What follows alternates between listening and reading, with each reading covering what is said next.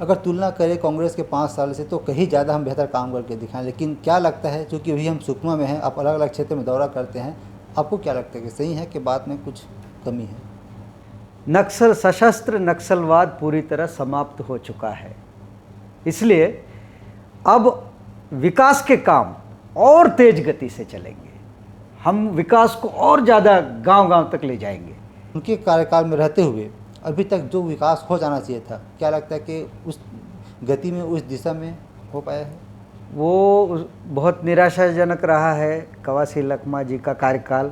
तो एक तो होता है आपको बहुमत मिलना, दूसरा होता है उनकी उम्मीदों पर खरा उतरना। जब दोनों तरीके से अगर काम नहीं हो पा रहा है तो फिर जनता किन से आशा करेगी? सही बात है। जो विकास कार्य विधायक के जरिए होना था वो तो पूरी तरह ठप है।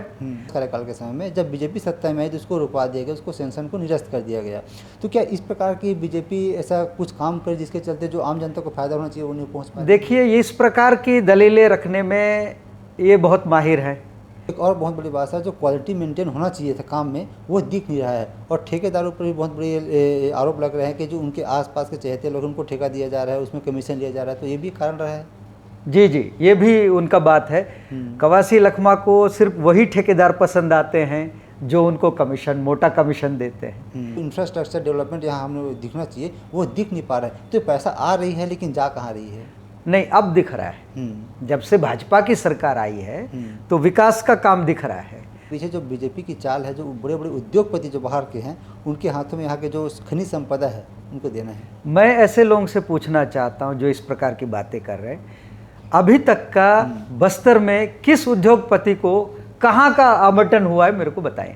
तो वहाँ की जो रोजगार उत्पन्न होगी वहाँ क्षेत्र से, तो यहाँ की जो जनता है उनको मिलेगी। तो सरकार में भी और आने वाली भाजपा सरकारों में भी ये बराबर महत्व मिलेगा स्थानीय शिक्षित बेरोजगारों को। जी, उन लोग उसमें गड्ढे का पानी पीने के लिए मजबूर है। तो क्या अभी भी ये स्थिति होनी चाहिए? नहीं, अभी ये स्थितियाँ तेजी से बदलेंगी। अगर कहीं ऐसा कुछ कमी रह गया होगा तो। लेकिन पोटा केबिन में पढ़ने के लिए एक उम्र होना चाहिए सर, ताकि बच्चा अपने परिवार से लड़ के वहाँ पढ़ाई कर सके। तो स्कूल के लिए भी ज़्यादा ध्यान देने की ज़रूरत है। जी बिल्कुल। मैं जब चुनाव लड़ रहा था तब हम लोगों की 5 प्रमुख प्राथमिकताएं थी: शिक्षा, स्वास्थ्य, कृषि, औद्योगिकरण और पर्यावरण। अब जब आप निकलते हैं तो डर है कि वो खत्म हो चुका है? डर तो लगभग दूर हो गया है, लेकिन कुछ बातों को हमको बहुत ही आज भी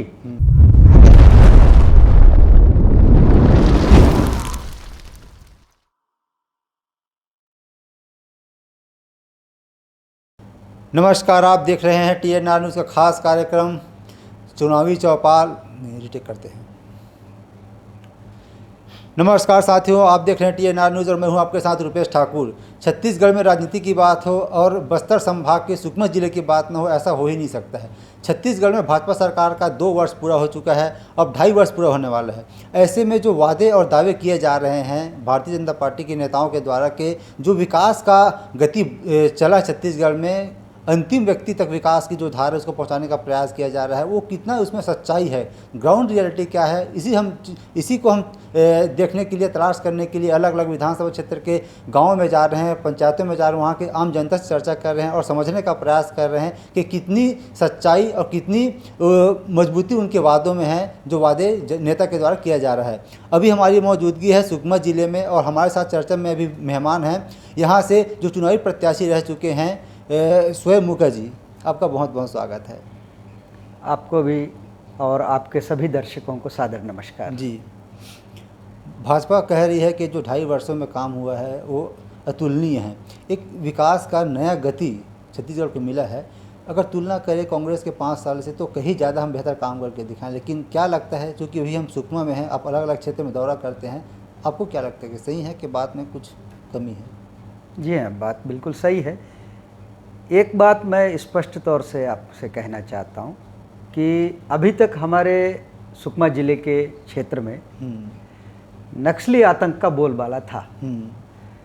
तो सरकार जिस तेज़ी से गांव-गांव में विकास को पहुंचाना था, जिस गति से, उस गति तक हम पहुंचाने में असफल रहे, क्योंकि मतलब सफल नहीं हो पाए, क्योंकि उनका नक्सलियों का आतंक था।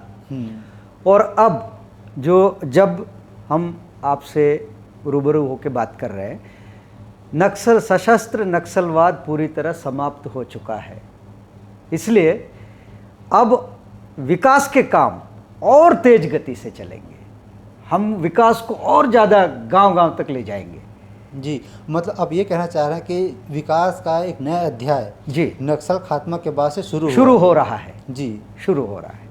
तो चल ठीक है, मान के चलते हैं सर। लेकिन जो अभी तक अगर सुकमा विधानसभा क्षेत्र की बात करें, जो एकमात्र है कोंटा, यहाँ से लगातार लखमा जी जीतते आ रहे हैं, तो एक जो जनप्रतिनिधि का पकड़ रहता है, उनके पास एक अधिकार रहता है, पहुँच रहता है, जो जनता उनको वोट करते जीत कर आते हैं। तो उनके कार्यकाल में रहते हुए अभी तक जो विकास हो जाना चाहिए था, क्या लगता है कि उस गति में, उस दिशा में हो पाया है?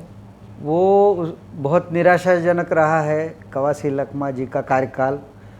और अभी कई लंबे समय से जेल में रहे, ले दे के तो उनको अंतरिम राहत मिला है।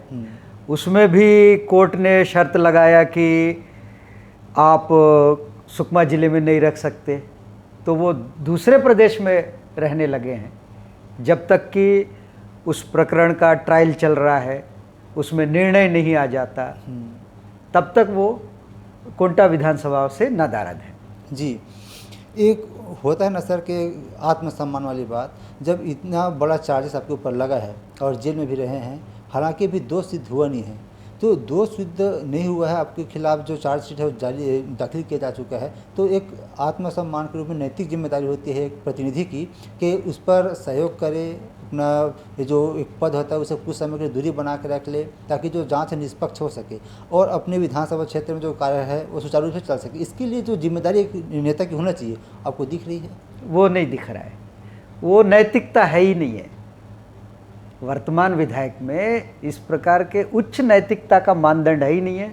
ये कोई साधारण आरोप नहीं है, ये उनके ऊपर बहुत ही गंभीर आरोप लगा है।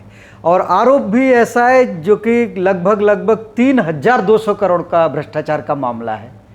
और स्पष्ट तौर पे ये उस विभाग के मंत्री थे, इन हर फाइल जो है इनके साइन से आगे बढ़ा है।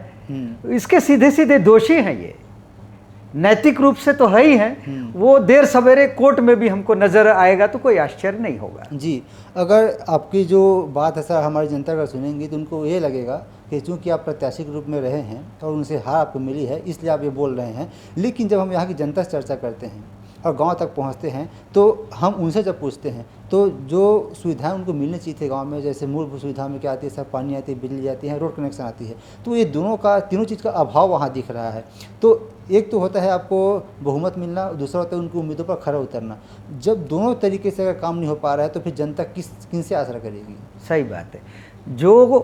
जो विकास कार्य विधायक के जरिए होना था वो तो पूरी तरह ठप है। अब जो कुछ भी विकास के काम हो रहे हैं वो प्रदेश शासन के द्वारा सीधे हो रहा है, उसमें कोई माध्यम नहीं है, विधायक नहीं है वहाँ पे, सीधे हो रहा है काम। और इसको अब नक्सलवाद चूँकि समाप्त हो चुका है और तेज गति से काम होगा, भले इसकी सहभागिता, विधायक की सहभागिता रहे या ना रहे, बहुत तेज होगा काम। जी, परसों मैं इसी 4 तारीख को सीएम साहब से भी सौजन्य मुलाकात करने के लिए गया था, छत्तीसगढ़ के यशस्वी मुख्यमंत्री विष्णुदेव साय जी से। तो वो मेरे बिना पूछे कह रहे थे कि स्वयं मुका जी अब तो विकास के काम बहुत तेज हो जाएंगे और केंद्र सरकार ने जो है यहाँ का विकास को तेज करने के लिए अतिरिक्त आवंटन भी देने का बात कहा है, ऐसा उन्होंने कहा।